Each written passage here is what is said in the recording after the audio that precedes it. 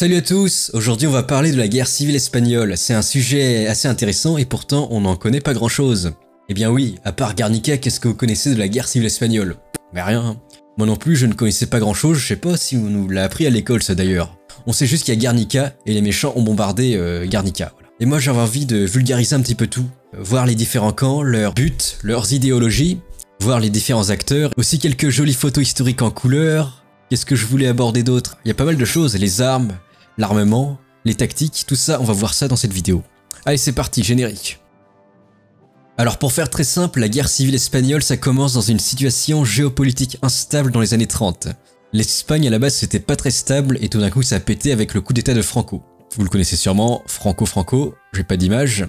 Et du coup on se retrouve avec deux camps. On a les nationalistes, qu'on voit à gauche. Ils sont représentés en bleu sur la carte, ils contrôlent tout l'ouest du pays, plus une petite partie du Maroc en bas.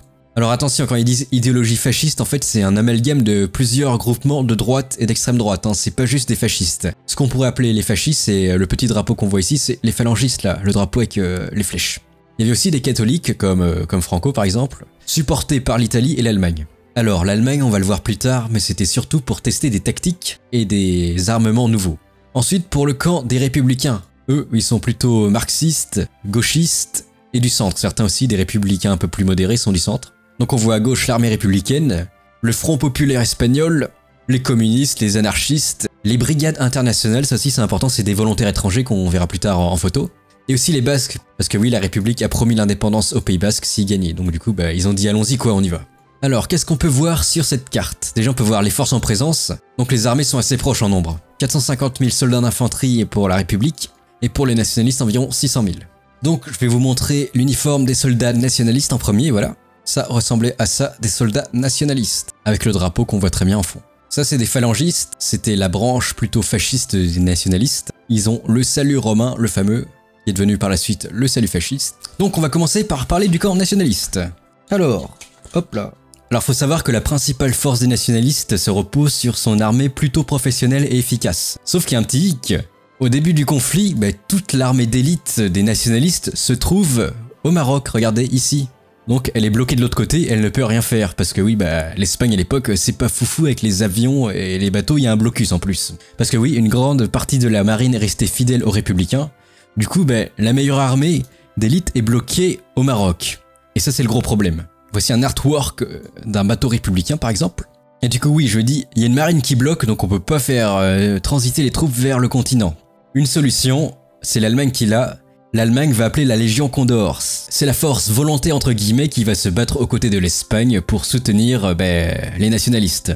Et elle va être principalement constituée d'une force aérienne très puissante. Comme on voit à l'image, le Messerschmitt Bf-109 de la Légion Condor, on le voit ici avec son symbole, une croix. Du coup c'est cool, toutes les bonnes troupes vont pouvoir passer le détroit de Gibraltar. Là on a une très belle image de soldats qui montent dans un transporteur allemand et ça va permettre de transporter une armée d'élite directement en Espagne et qui va beaucoup influer sur le cours de la guerre. Là je crois que c'est des soldats marocains de la Légion étrangère espagnole. Oui parce que eux ils ont participé aussi du côté nationaliste du combat. Donc voilà. Grâce à cette escorte, toutes les troupes peuvent transiter facilement et puis impossible de les arrêter, même la marine ne peut rien faire. Donc ça tombe bien, on va enchaîner sur la Légion Condor, qui est aussi très célèbre pour les bombardements de Guernica, mais ça on va l'aborder plus tard dans la vidéo. La Légion Condor, la force aérienne de l'Allemagne. Alors faut savoir que la Légion Condor n'a pas envoyé que des avions, ils ont aussi envoyé des conseillers militaires pour former les nationalistes. Là on voit cette image d'un officier allemand qui forme des soldats nationalistes. Mais ils avaient aussi des formations d'artillerie. Là on voit des soldats de la Légion Condor, en couleur s'il vous plaît, avec un canon anti-aérien. Voilà, ils formaient aussi des batteries anti-aériennes. Donc voilà, Légion Condor, que vous voyez très bien ici.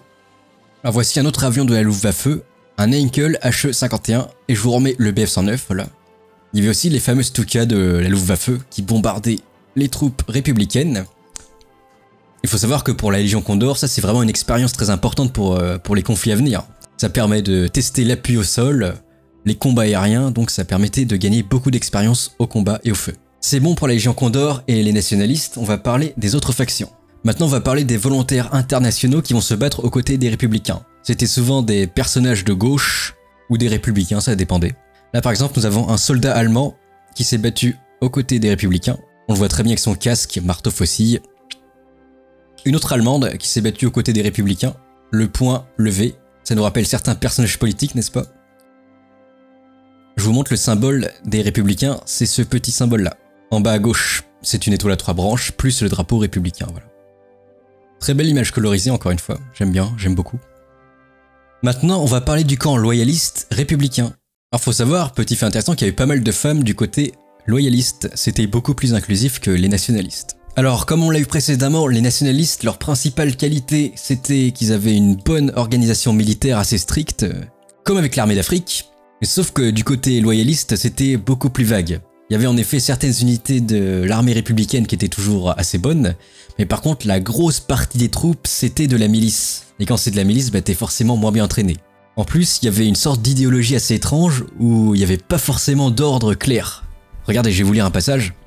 Les milices étaient organisées de façon totalement démocratique. Et là aussi, les officiers étaient élus démocratiquement. Et il y avait très peu de discipline.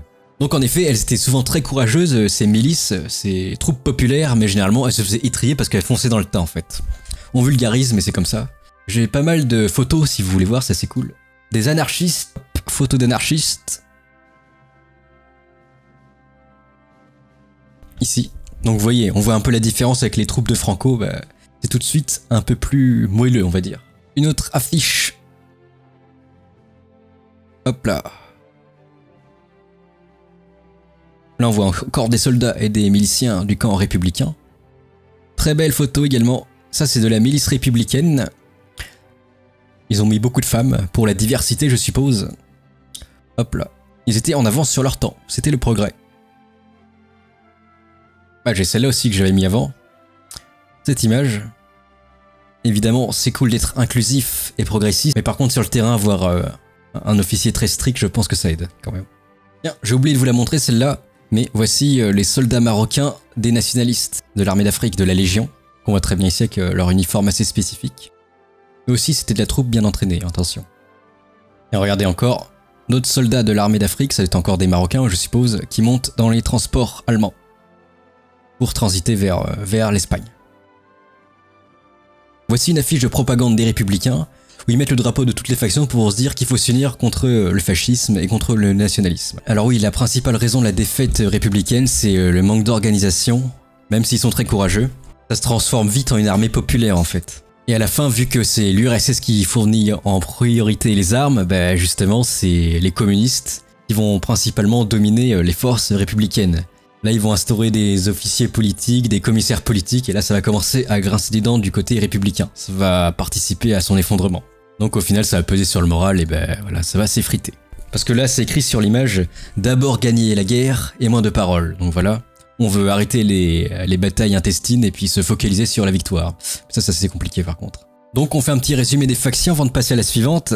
Du côté nationaliste il y avait les fascistes, les catholiques et la droite. Et puis du côté républicain on avait les social-démocrates, les communistes, les anarchistes, etc.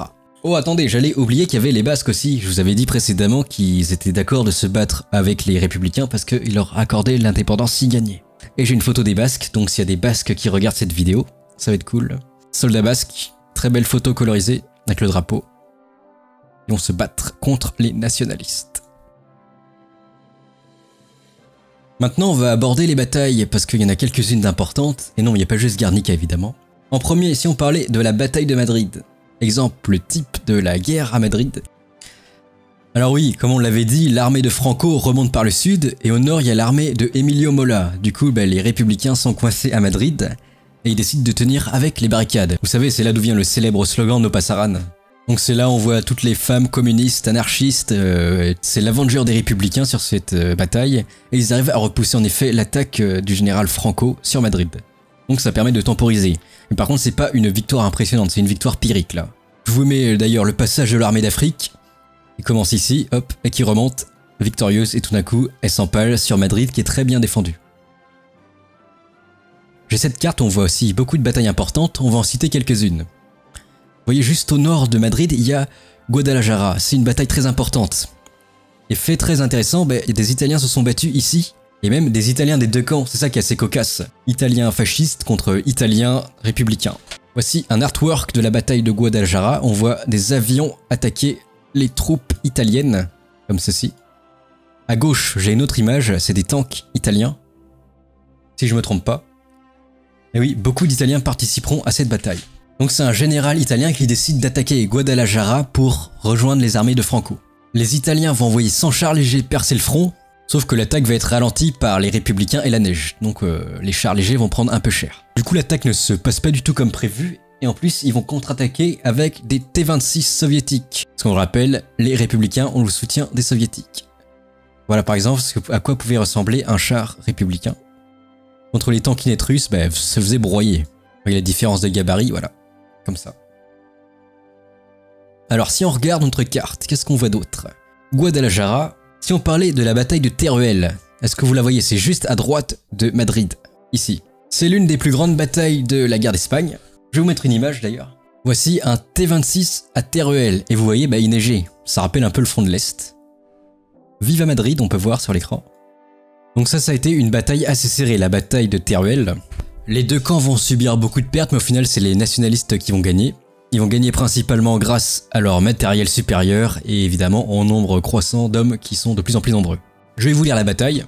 À l'hiver 37, les nationalistes se préparaient à attaquer Madrid.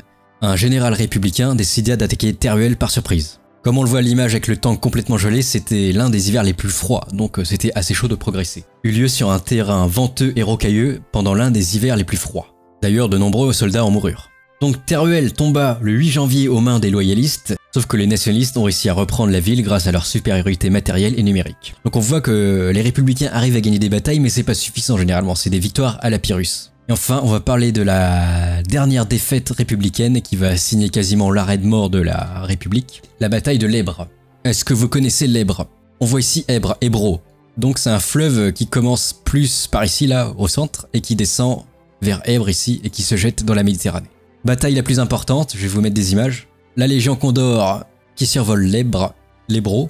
Une petite image pour illustrer le conflit. Donc là nous sommes en 39, donc ça commence à sentir le roussi pour les républicains. Leurs forces sont très affaiblies et le moral est complètement en berne. Ils décident donc de lancer une dernière attaque désespérée sur l'Èbre pour tenter de rallier les puissances occidentales pour dire on existe toujours, voyez, aidez-nous, on existe toujours, venez nous aider. Sauf que ça s'est pas passé comme prévu. Les troupes traversent la nuit et les renforts arrivent le lendemain, mais ça va pas être suffisant. Les soldats nationalistes tiennent la ligne et les deux camps essuient de nombreuses pertes. C'est principalement les Stukas de la Légion Condor et l'artillerie nationaliste qui va mettre à mal l'offensive. Et la victoire va être remportée le 1er avril 39. Comme sur cette image où les troupes allemandes bombardent les forces qui tentent de traverser l'Èbre. Dernière parenthèse, on va parler du sujet sensible Guernica, Guernico, parce que les chiffres sont toujours à débat. Certains parlent de milliers de morts, d'autres de centaines. Alors vous savez pourquoi les Allemands ont bombardé Guernica? Eh bien je vais vous le dire. Alors oui, Guernica c'est dans les Pays Basques. Et comme on l'a dit précédemment, ils veulent leur indépendance, du coup ils s'allient aux républicains pour l'avoir. C'est le général Mola qui lança une campagne contre cette région et menaça de la raser si elle ne se soumettait pas immédiatement. Donc les Basques ont dit non et ont combattu et se sont repliés à Guernica. Donc évidemment là ça va être la boucherie. De base, les soldats allemands devaient viser des infrastructures militaires, mais bon ils ont un peu tiré dans le tas parce que je sais pas pourquoi. Et il y a eu un paquet de morts.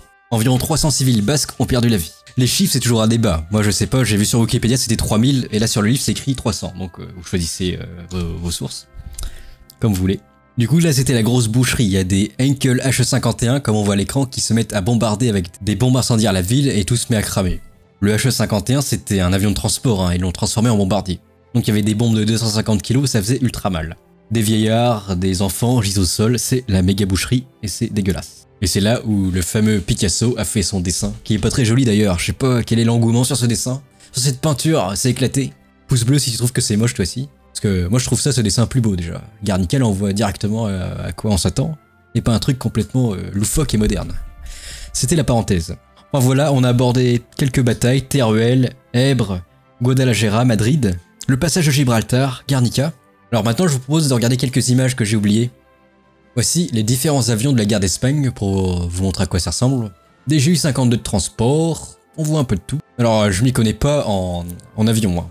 Les experts de la Seconde Guerre mondiale en connaissent mieux que moi.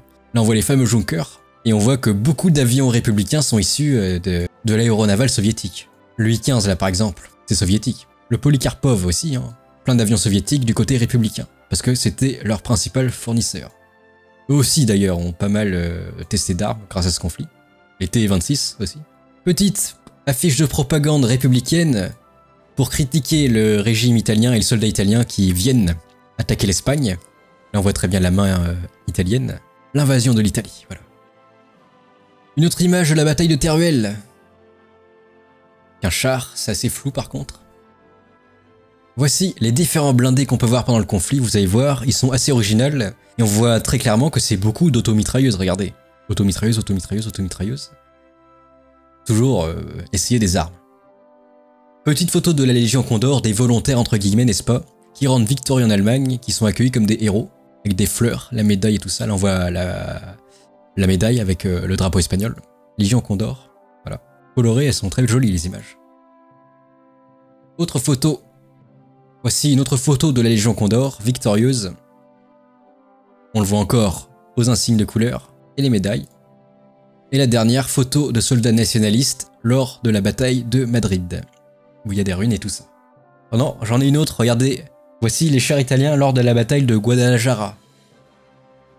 En mouvement, les tankinettes italiennes. Ici, voilà. Et pour finir, on va se mettre une petite vidéo de la guerre d'Espagne avec des super photos et vidéos en couleur. Regardez, c'est incroyable. On va essayer de deviner tout ce qu'on a vu. On voit des troupes avancer. Un T-26, ah là, regardez. On voit la Légion Condor qui escorte des bateaux sûrement pour aller déposer les troupes de l'armée d'Afrique vers l'Espagne. Ça c'est un T-26, je me souviens bien. On a des troupes anarchistes qui préparent des barricades, ça doit être sûrement à Madrid. Avec le No Pasaran, ouais. Ah oui, Madrid, voilà. Je confirme, c'est bien Madrid. Tiens d'ailleurs c'est amusant, mais toutes les images d'archives et vidéos sont très souvent du côté républicain. Je sais pas si les nationalistes n'en voulaient pas prendre de photos et vidéos, mais c'est assez étrange. Petite clope. Le point. Donc ça c'est des républicains. Des républicains, de l'artillerie. Assez rudimentaire quand même, mais ça faisait du dégât. Voilà, beaucoup de guerres urbaines. Mais étonnamment, il n'y avait pas tellement de guérilla que ça. Hein. C'était beaucoup d'affrontements assez proches et très peu de guérilla. Si vous savez pourquoi, je veux bien comprendre parce que c'est bizarre pourquoi les républicains n'ont pas fait de longues guerres d'usure et de guérilla. Alors on voit beaucoup de bombardements. Légion Condor. Et là, à la fin, la victoire des nationalistes. Avec le drapeau. Et le Franquito, Francoco. Donc voilà, j'ai fini ma vidéo. Dites-moi vos avis dans les commentaires. Je ne suis pas un expert, j'ai lu juste 2 livres dessus. Hein. 2 doubles pages, mais j'ai envie de vous en parler. Et qu'est-ce que vous en pensez? C'était le général, et moi je vous dis bye bye. Allez, salut, salut.